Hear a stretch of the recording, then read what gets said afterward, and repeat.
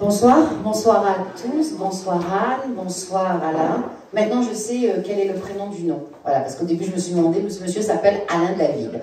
Alors c'est avec beaucoup de plaisir que je vous retrouve ce soir pour une soirée autour de la BD et du judaïsme en compagnie d'Alain David, qui est éditeur chez Futuropolis et qui représente ce soir Luz, puisque Luz a écrit donc une BD tirée du livre d'Albert Cohen, Ô vous frères humains, dont vous pouvez voir autour de vous, et vous pourrez après, lors de la séance de dédicace, un petit peu déambuler encore, voir quelques planches de cette BD que nous avons sélectionnées. Donc, il y a donc à ma droite Anne de Fréville-Bénoliel. Je ne sais pas si c'est Anne Bénoliel de Fréville ou Anne de Fréville-Bénoliel. Je commence par le nom de naissance. Ouais, voilà, Bénoliel de Fréville, qui signe un très bel ouvrage. Vraiment, j'ai beaucoup apprécié et on va avoir l'occasion d'en parler. Sephardim chez Futuropolis. Alors, Alain David, je le disais, vous êtes éditeur, donc chez Futuropolis, c'est depuis 2006, et vous êtes venu renforcer l'équipe éditorialiste, parce que vous n'avez pas n'importe qui au sein de cette maison d'édition, avec une autre personne, je crois, qui s'appelle Claude Gendreau, c'est ça? Qui, je ne sais pas si elle est toujours là. Il faut bien parler devant le micro. Hein. Voilà. Bonsoir. Bonsoir à tous. Bonsoir à tous. On peut le dire. Donc, Anne de Féréville, Anne Bénoliel, Anne, on va dire Anne. Maintenant, eh bien, vous êtes connue pour vos dessins naturalistes qui vous valent régulièrement d'être associés à des campagnes de préservation de l'environnement, notamment avec l'INSERM. Vous avez sorti, entre autres, Mémoire d'un cétacé, biologie, écologie et conservation en 2023 chez Delcourt. Journal anthropique de la cause animale chez Futuropolis, là on retourne chez vous, en 2022. Même pas bête, la reproduction avec Michel Simès et Farah Kessri chez Glénat, là on est en 2021. Et enfin, L'âge bleu, sauver l'océan, qui vous a valu le prix Artémisiade de l'environnement en 2020 chez Buchet-Chastel. C'est bien ça, c'est pas tout là. Alors bien sûr, je pense, avant que les gens nous disent, mais mon Dieu, une femme qui travaille dans l'environnement, qui fait des... Qu'allez-vous faire dans cette histoire de Sephardim? Et nous allons justement en parler tout à l'heure, puisqu'on vous retrouve donc avec votre dernier opus qui n'a rien à voir avec ce que vous avez fait avant, qui est sorti, il est tout neuf, puisqu'il est sorti le 3 mai dernier, où vous réalisez le récit et les dessins de ce magnifique ouvrage Sephardim, qui est l'épopée d'une famille juive durant 3000 ans, et notamment, c'est votre famille. Hein. Donc, ce livre parle beaucoup de vous, de vos ancêtres, de qui vous êtes, et on en parlera. Donc je vois qu'il y a des éléments perturbateurs au sein de la soirée. Donc ce matin, en revanche, en accrochant, et je voulais quand même en parler ce soir, en accrochant les panneaux, puisque je les ai accrochés ce matin, les panneaux de cette exposition, eh ben, je n'ai pas pu m'empêcher malheureusement d'avoir le cœur très serré. Très serré parce que, en regardant le visage enfant d'Albert Cohen, meurtri de peur, de tristesse à la découverte de l'antisémitisme dont il fait l'objet quand il est tout petit, à l'âge de 10 ans, sous les traits du Camelot, à Marseille, ben, je vous avoue que j'ai eu mal. Je n'ai pas pu m'empêcher non plus de penser à Luz, qui a réalisé cette version en bande dessinée, qui a été rescapée, comme tout le monde le sait, de l'attentat de Charlie Hebdo. J'ai pensé à lui, voulant saisir son crayon et mettre en dessin les sentiments qu'a pu ressentir Albert Cohen, lui, à travers les mots. Et enfin, malheureusement, je n'ai pas pu m'empêcher d'avoir une tristesse infinie face à l'attentat antisémite qui a été commis hier soir en Tunisie, dans la vieille synagogue de l'Agriba, à l'occasion d'un pèlerinage qui existe tous les ans à l'Agba Omer, où plusieurs personnes sont mortes, dont un membre de la communauté juive, et qui est assez proche de nous, puisqu'il était marseillais, et qu'il avait une boulangerie juste pas loin du travail, voilà, et qui s'appelait Benjamin Haddad. On pense à lui, on pense à sa famille, à son cousin, qui est Aviel Haddad, et qui vivait à Djerba, et qui lui aussi est décédé, mais aussi on pense aux gendarmes de la police nationale tunisienne, qui ont réussi à intercepter le terroriste, dont aussi certains ont perdu la vie. Voilà, donc Alain David, bonsoir, je sais que ça va être difficile. Vous êtes donc éditeur de la BD de Luz, et avant avant de commencer cet entretien que l'on fera, eh bien, je vais alterner entre vous deux, on va le faire de façon, on va dire, assez complice, hein, à nous trois. Vous aviez un message, puisque Luz ne pouvait pas venir, mais il a tenu vraiment à nous transmettre un message. Alors on vous écoute. Et parlez bien devant le micro. Alors, je vais bien parler devant le micro. Bonsoir. Donc j'ai un petit message de Luz à vous communiquer.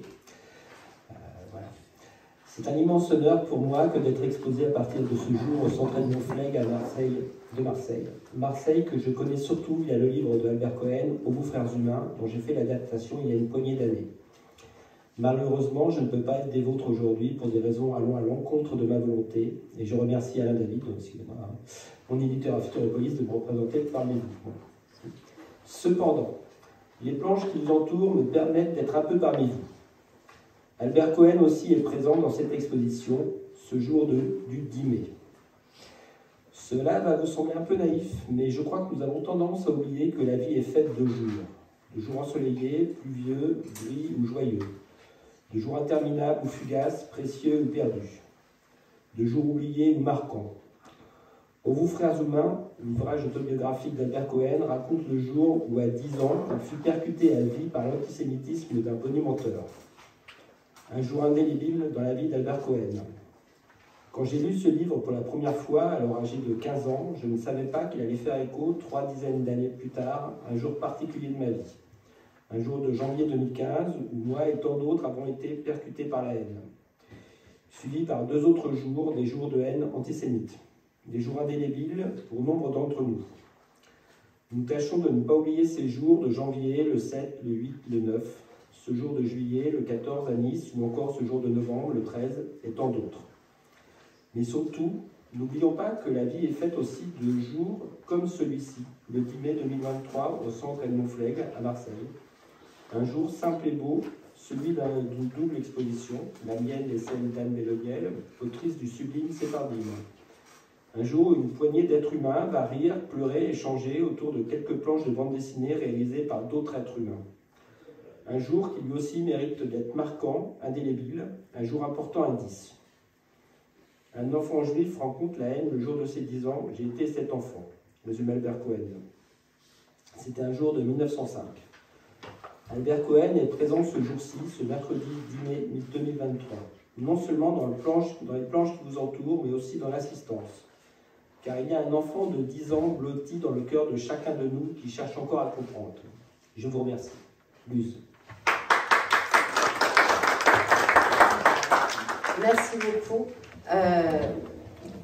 Alain, si vous permettez, je vais commencer par vous parce que quand on a imaginé, on va être honnête ce soir, quand on a imaginé au Centre Edmond Flegg cette soirée, on voulait donc terminer notre thématique sur Albert Cohen qui avait déjà commencé cet hiver par, et d'ailleurs il y a des membres, dont Chantal, son époux, en bref, on avait fait une exposition, une lecture scénarisée de textes qui racontaient l'enfance d'Albert Cohen à Marseille, une projection un petit peu de sa vie, et c'était donc, on parlait tous à la première personne, puisqu'on était tous dans la peau d'Albert Cohen. Et moi, j'avais été mais vraiment fascinée par cette bande dessinée. Et je voulais à tout prix essayer d'avoir une exposition, des planches, quelque chose comme ça. Donc j'ai été à la recherche de, j'ai vu Futuropolis, j'ai un petit peu galéré, je l'avoue, hein, Alain. Ça a été un peu compliqué d'arriver jusqu'à vous, mais néanmoins j'y suis arrivée. Et donc, bon, vous m'aviez expliqué déjà que c'était un peu compliqué pour Luz d'être présent avec nous. Et je lui avais dit, bon, ben c'est pas grave, hein, on va le faire avec vous. Et c'est vrai que c'est Alain qui, en parlant avec moi, il me dit, mais tu sais, Karine, mais moi j'ai autre chose aussi à te proposer. Puisqu'au mois de mai, il y a quelqu'un qui est local, qui est Anne, et qui va sortir un magnifique ouvrage qui s'appelle Séphardim. Et moi, je me suis dit, mais comment relier Albert Cohen et Anne? Et quand j'ai compris l'histoire, votre histoire, je me suis dit, mais tout ça parle de bonheur, parle de vie, parle de famille, parle de judaïsme. Et donc, je me suis dit, bah, pourquoi pas faire une soirée autour de la bande dessinée et du judaïsme. Alors, je vais alterner entre Albert Cohen et vous, Anne de Fréville, si vous le permettez. Alors, on va démarrer par ce livre, Ô vous, frères humains. Toi, David, on va se tutoyer. C'est Alain. Alors, tu vois, je savais que j'allais me tromper. Mais- Moi, les prénoms et les noms qui sont des prénoms, c'est toujours très compliqué. Mais c'est pas grave, on va y Victor Hugo arriver. avait le même problème. Ah voilà, c'est Victor Hugo. Je pensais pas le trouver. Donc, Alain, toi, tu es éditeur. Comment s'est faite la rencontre avec Luz? Est-ce que tu le connaissais avant? Est-ce que c'est sur ce projet? J'aimerais bien que tu nous en parles.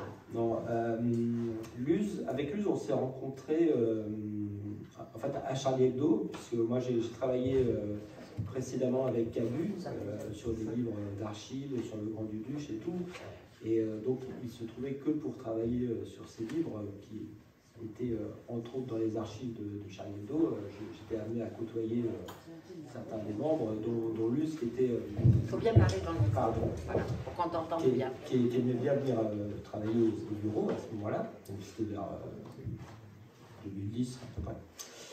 Et voilà, et puis bon, on avait quelques goûts en commun, hein, le rock par exemple, voilà, et la jeunesse insouciante, plus ou moins jeune. Voilà, donc on s'entendait bien, mais voilà, on s'était dit un jour on travaillera ensemble, je trouve ça sans doute. À la suite des attentats, quelques semaines après les attentats, Luz m'a appelé en me disant que ça n'allait pas, qu'évidemment, il avait survécu à un drame, qu'il avait besoin de raconter des choses, de dessiner, il avait un livre à faire, est-ce que j'étais d'accord, on était d'accord pour le faire avec Futuropolis. On n'avait jamais travaillé ensemble, donc c'était quand même une marque de confiance, après tout on ne se connaissait pas plus que ça. Et donc ça s'est fait, on a fait Catharsis, donc qui racontait son vécu des attentats, on va dire. Et puis voilà, puis on s'est dit, bon, maintenant on va pas arrêter là, on va faire un petit bout de chemin ensemble. Et c'est vrai que, donc avec Luz, les idées fusent. Hein, plein des projets de livres, il y en a plein. Mais c'est vrai que le premier, bon, il y en avait d'autant plus qu'il avait retrouvé le plaisir du dessin après ça, et qu'il n'avait plus envie du même rythme. Luz a été pendant des années dessinateur de presse, donc dessinateur de presse à Charlie Hebdo. Un dessinateur de presse, c'est quelqu'un qui travaille, qui a un bouclage toutes les semaines. Donc ça veut dire qu'on n'a jamais le temps de se poser, contrairement à un livre où on peut se dire, le livre, je peux prendre le temps, il me faut tant de temps pour faire un livre. La presse, vous ne travaillez pas, il y a un gros trou dans votre journal, ça se voit tout de suite, quoi. Donc c'est vrai que là, ça a été le moment où il a dit j'arrête de suivre la politique, enfin tout ça, je ne me sens plus de faire ça, je vais faire que de la bande dessinée, que des livres. Et c'est vrai que un des premiers livres, le premier livre qu'il a proposé de faire après Catharsis, ça a été d'adapter aux Frères Humains.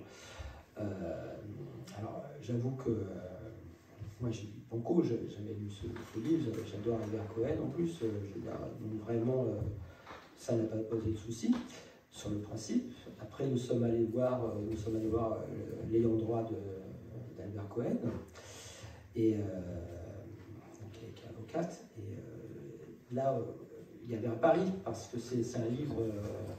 C'est une forme de pamphlet, donc tout est dans la littérature, et c'est vrai qu'on est arrivé avec quelques planches dessinées, mais donc une adaptation muette, sans texte. Et là, ça passe ou ça casse, quoi. Je veux dire, c'était pas gagné d'avance.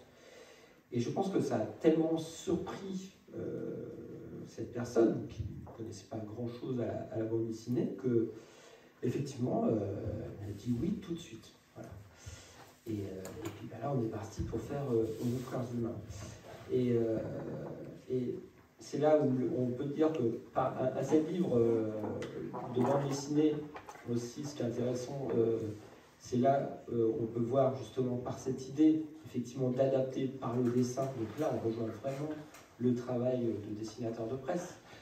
C'est-à-dire que là, un dessinateur de presse doit faire passer une idée par dessin. Or là, si vous regardez dans le livre, vous verrez, il y a une narration, mais dans chaque page, il y a une image forte. Il y a quelque chose où on peut suivre cette histoire. Même en regardant toutes les images, on comprend l'émotion. Voilà. Et voilà, c'était parti. Et le livre est là. Alors justement, je rejoins ce que vous dites, Alain, parce que moi qui avais lu le livre « Aux vous, frères humains », c'est vrai que quand au début, je me suis un petit peu intéressée à la BD, je me suis dit, mais ça doit être... Enfin, on ne va pas se cacher, Albert Cohen avait une telle écriture poétique, tellement... que vraiment les mots étaient assez impressionnants. Je me suis dit, mais comment on peut faire avoir cette émotion à travers le dessin? Et c'est vrai que bon, il y a quelques textes, on a surtout choisi aussi des planches qu'avec des dessins. Et c'est vrai que les dessins sont parlants, ils se passent même de paroles. Et c'est là où on voit finalement la différence avec un dessinateur tout court et un dessinateur de presse qui doit parfois, même sans un mot, faire passer le message. Alors un dessinateur de presse, il y a des mauvais dessinateurs de presse.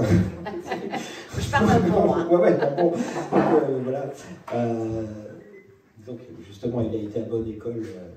Il était bon à la base, il a été à bonne école avec Charlie Hebdo et avec un maître, vraiment un mentor comme Cabu. Ça vraiment, je ne le dirai jamais assez. Disons qu'effectivement, dans ce livre-là et dans les suivants, dans tous ceux qu'il a fait depuis, malgré tout, cette expérience de 2 dessinateurs de presse, 20 ans de dessinateurs de presse, continue à lui servir pour raconter des histoires, des bandes dessinées. Après, moi j'ai tendance à penser que la bande dessinée, on croise des artistes fantastiques. Enfin, Anne est un excellent exemple pour ça. Je veux dire, justement, on en est à notre 2e livre et elle met pas à chaque livre. Donc, c'est la partie. Mais après, là où je veux bien vous rejoindre, c'est vrai que la bande dessinée a été longtemps cataloguée, on va dire, une littérature, une forme de livre plutôt jeunesse, enfant. Je veux dire, ça a beaucoup changé depuis. Et maintenant, on en arrive à faire des livres qui sont beaucoup plus dans le propos, voilà, hein, et où l'illustration presque est accessoire. Là, c'est pas du tout le cas. Je veux dire, c'est vraiment... oui, non, on est face à un grand artiste. Je ne peux pas dire mieux. Alors là, vous êtes, et je le disais en vous présentant, éditeur chez Futuropolis.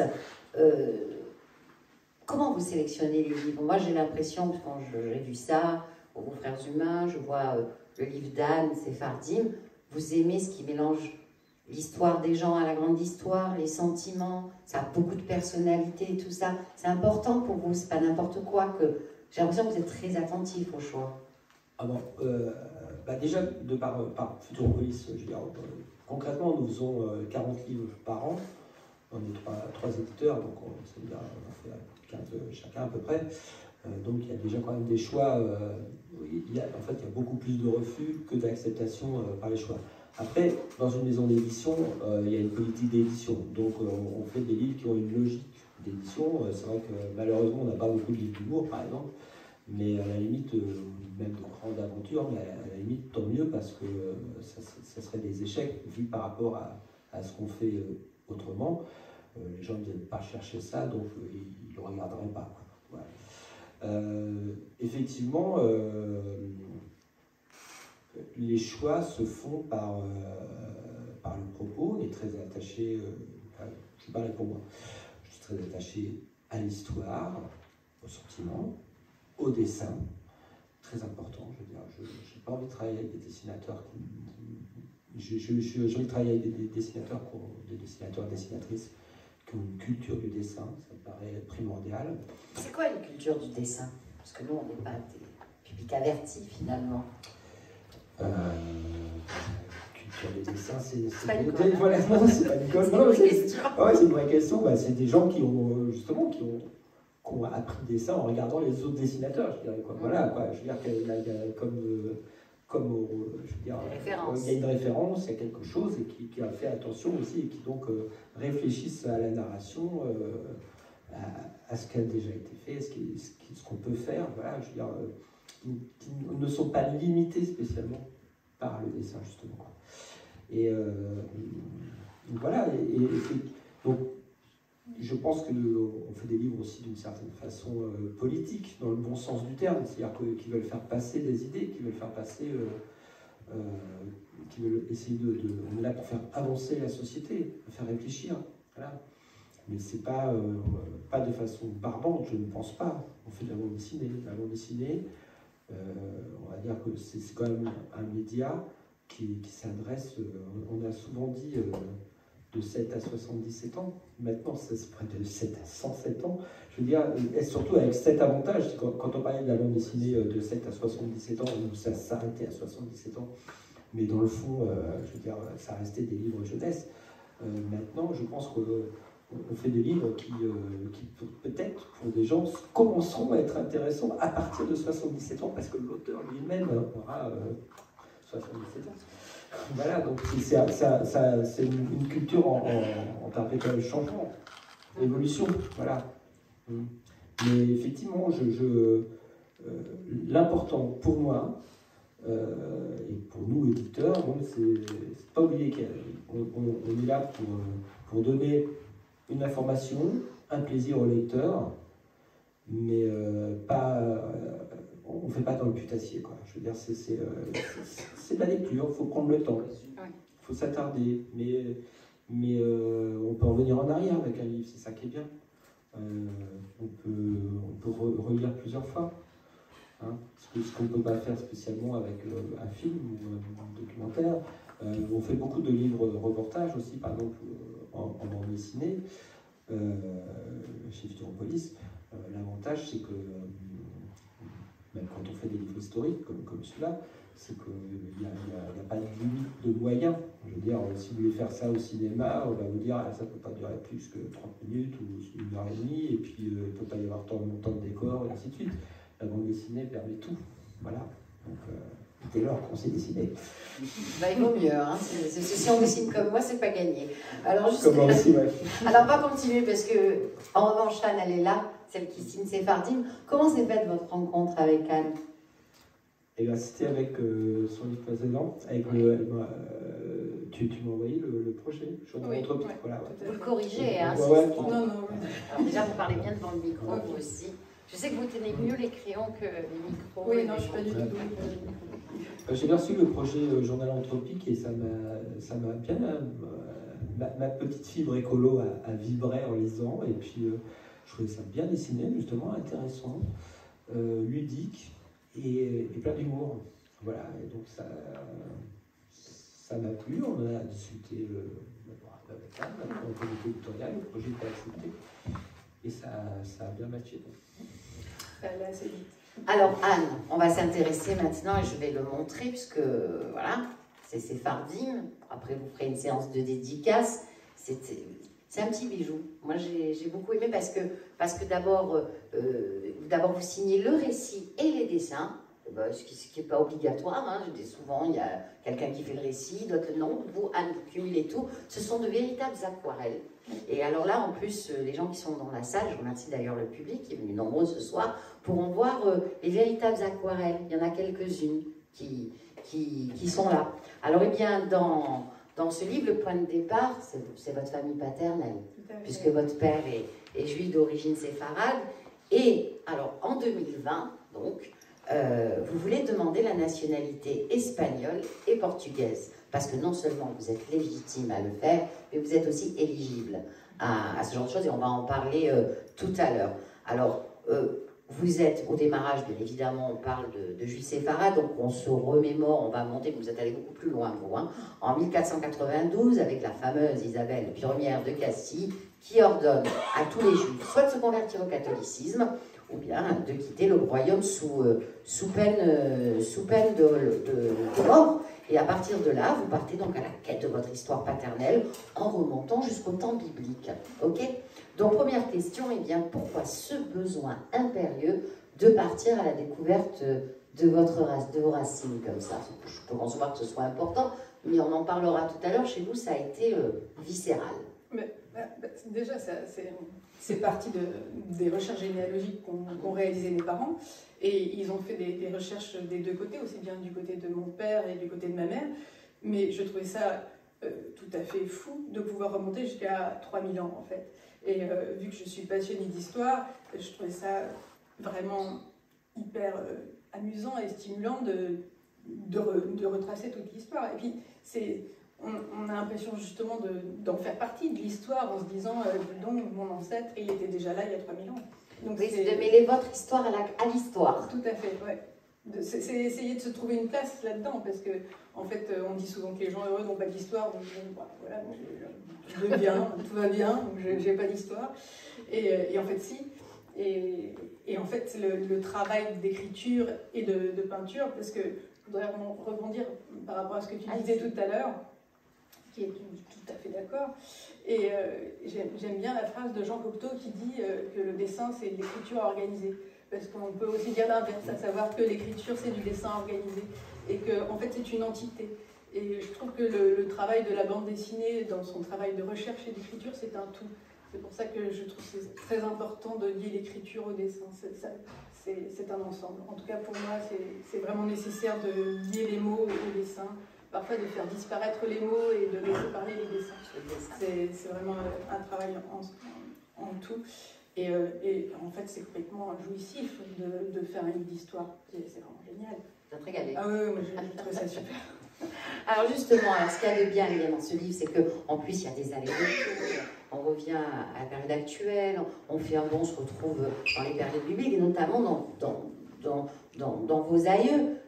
Et ça, vous allez nous l'expliquer, puisque de votre nom, Benoliel, vous avez cherché ce que ça voulait dire en hébreu, de quoi il était question, de qui étaient vos aïeux, de quelle tribu, etc.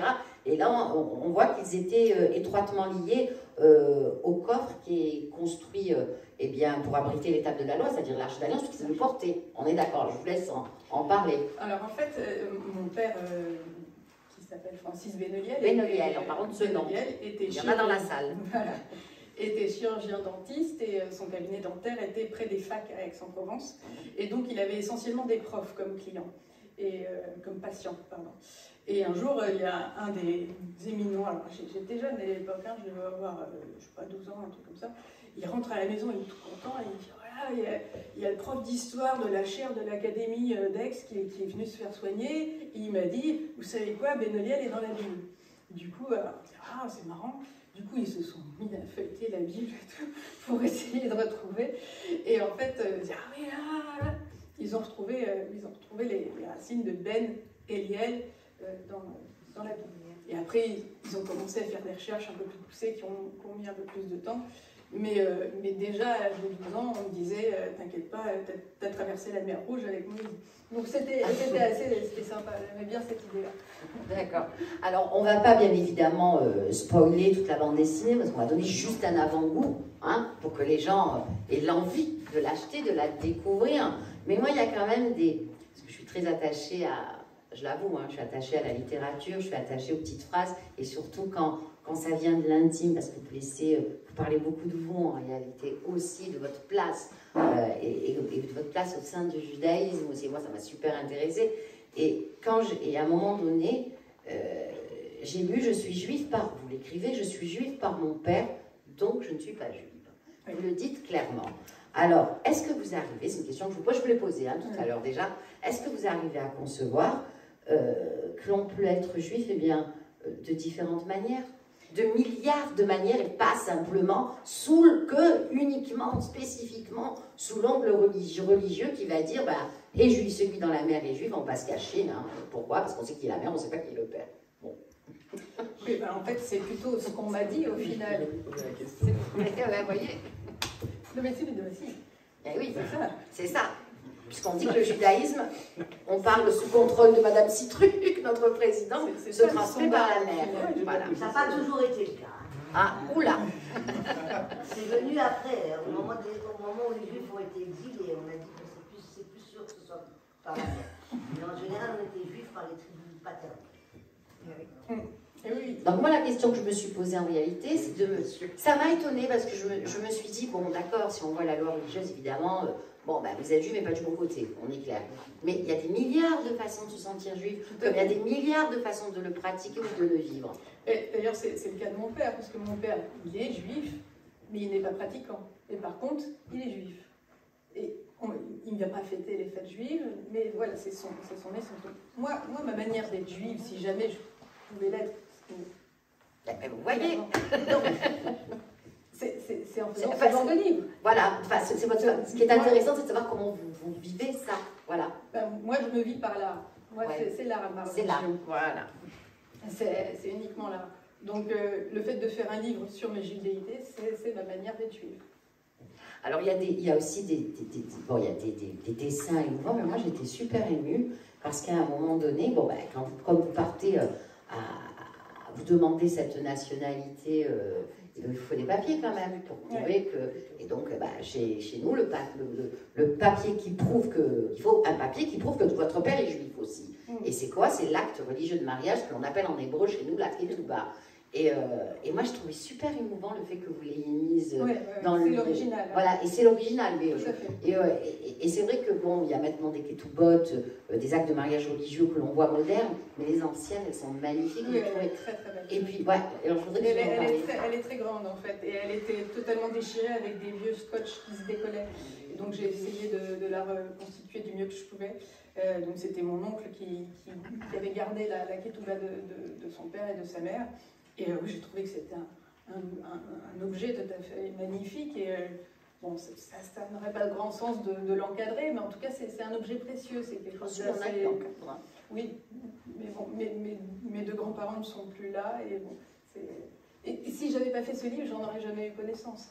C'est-à-dire qu'à partir du moment où j'ai fait cette démarche, qu'on a commencé à me sortir tous les petits objets, les petites choses... Il y a un moment dans le livre, je ne l'ai pas là, je dessine un objet que me montre mon père, qui appartenait à mon grand-père, où il y a tout plein de petits ustensiles juifs. Des ustensiles de prière. Voilà. Ah bah oui. Et donc là, on voit la Torah. Ouais. Une petite boîte avec le petit rouleau, le petit parchemin, pardon. Il y a un petit parchemin. Il faut un petit peu plus le lever. Voilà, c'est les rouleaux de la Torah. Les petits rouleaux de la Torah qui se déroulent. Ils sont très, très, très abîmés, mais c'est très précieux. C'est quelque chose de très précieux et c'est pas n'importe qui peut les. C'est bien ce qu'on appelle un scribe. Voilà. Donc, ça renferme beaucoup de choses. Ce que je disais, c'est que bon, moi, c'est vrai que ma relation par rapport à la religion juive, elle était même différente de celle de mes frères, parce que mes frères, eux, ils étaient conviés au bar mitzvah. Pas moi, et ils portaient la kippa, et donc ils ont été plus témoins, mais ils étaient circoncis, donc ils portaient vraiment tout ce qui portait la judéité. Moi, il y avait, mis à part la nourriture, ce que vraiment je dis, c'est important quand même. Voilà, les macros de luisant, les couscous, les épices, tout ce qui fait vraiment la chose presque plus espagnole que juive au final, plus à Afrique du Nord. Ça, oui, je le porte vraiment moi. Donc finalement, parce que moi, on a l'impression que quand on lit ce livre, c'est une véritable enquête que vous avez menée entre modernité et origine. Donc on se retrouve dans les temps bibliques. On a l'impression vraiment d'être au cœur de votre enquête pour découvrir votre judaïsme en réalité. Ah oui, parce que c'est ça qui m'a séduit. C'est assez curieux de faire cette démarche. Moi, je me suis posé la question souvent, pourquoi est-ce que je fais ça? Quel sens ça a? Quel sens ça peut avoir, même aux yeux des autres? Et puis, en fait, on se rend compte que de remonter aussi loin, c'est qu'on fait tous partie de la même famille et que c'est l'histoire de tout le monde, en fait. Quand on monte à moins 3000, on est tous des frères et sœurs. Et donc, le fait de transmettre cette histoire, de transmettre aussi le fait que c'est un peuple qui a toujours été chassé de là où il était, c'est aussi une histoire de transmission et de résilience. Et le fait que peut-être que si on prend conscience de ça, on s'aimera peut-être un peu plus après. Moi, vous m'avez aussi, j'avoue que vous m'avez fait me questionner moi-même sur beaucoup de choses dont je ne pensais pas, sur cette dimension d'enfant, puisque vous en êtes le prototype d'enfant issu de mariage mixte, avec une maman non juive, un père non juif, et je l'ai réalisé à travers une phrase que vous écrivez quand vous replongez dans votre adolescence, et que quand on est adolescent, eh bien, on est toujours en guerre contre tout, hein, donc, et heureusement d'ailleurs, hein, ce qui nous permet d'arriver à l'âge adulte de façon à peu près normale, je veux dire.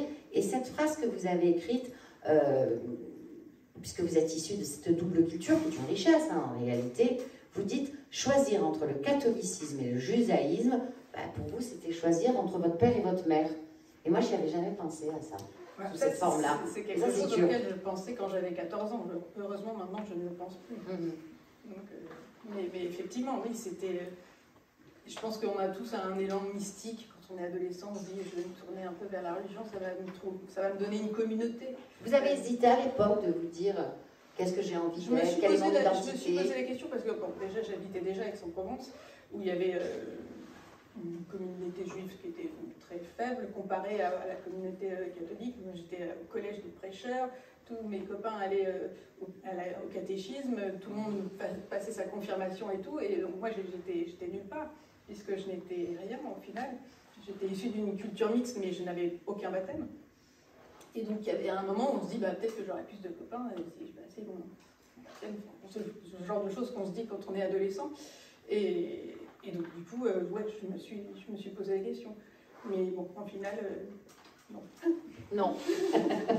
Alors, j'aimerais que vous nous parliez d'un personnage dans le livre qui m'a marqué, qui fait partie de votre famille du côté paternel, c'est Blanche Bendam, c'est ça, ouais. Hein, qui a signé d'ailleurs un livre en 1930 et elle l'a intitulé Mazal Tov. Et je fais exprès de dire le B parce qu'il est inscrit ainsi, où elle met en scène eh bien, une femme juive à la croisée de chemin. J'aimerais que vous nous parliez d'elle.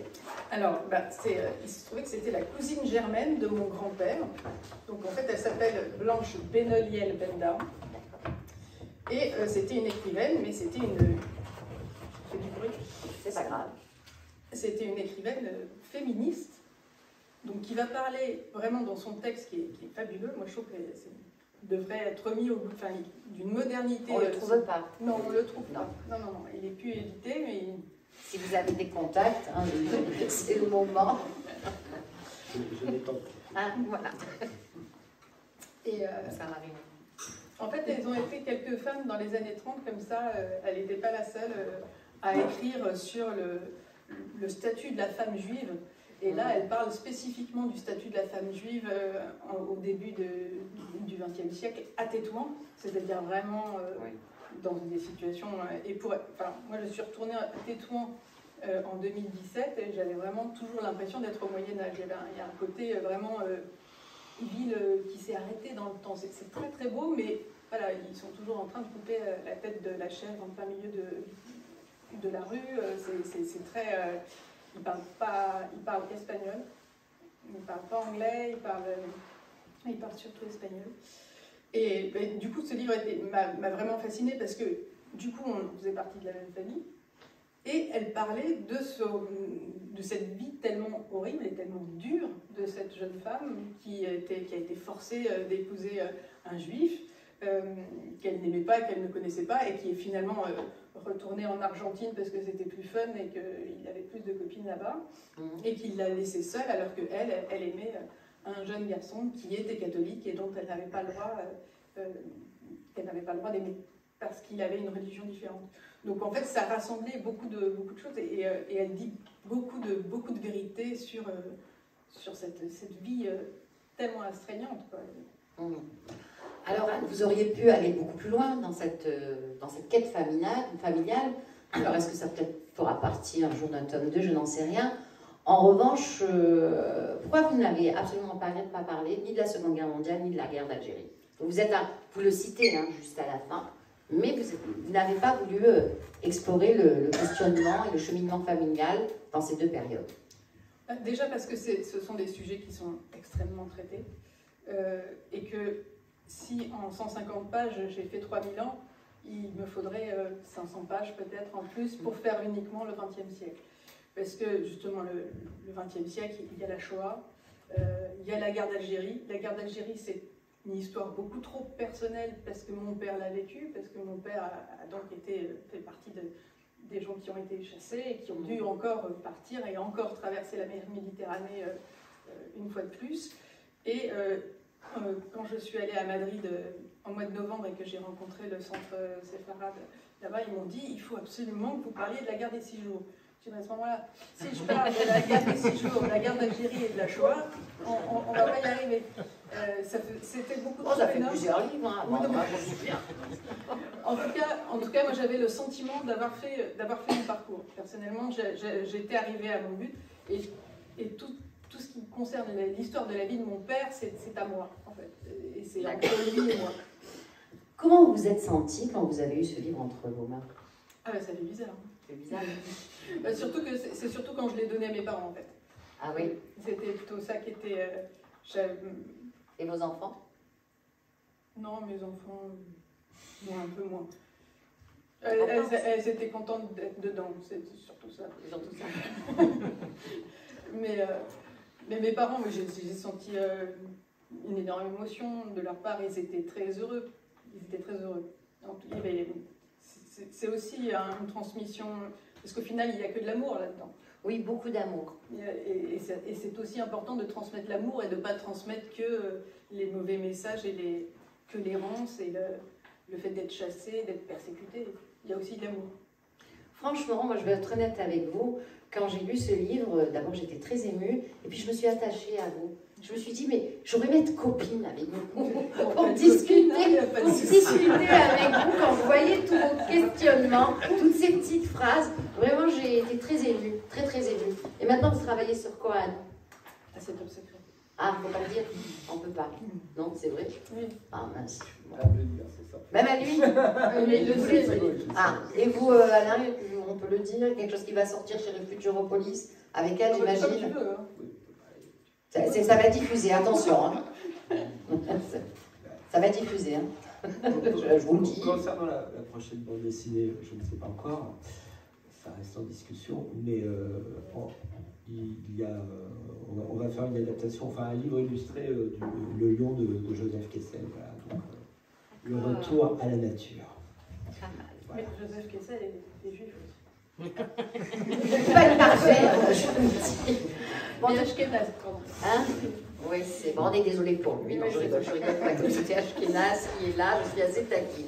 Alors moi, je pourrais passer des heures, hein, vous poser des questions, mais j'aime bien faire parler le public, parce que ce sont eux en premier lieu qui sont venus vous voir. Donc je vous remercie infiniment, Anne, Alain. On va laisser parler le public, parce que je sais qu'ils ont des tonnes de questions, mais avant, je voulais vous remercier du fond du cœur d'être venus.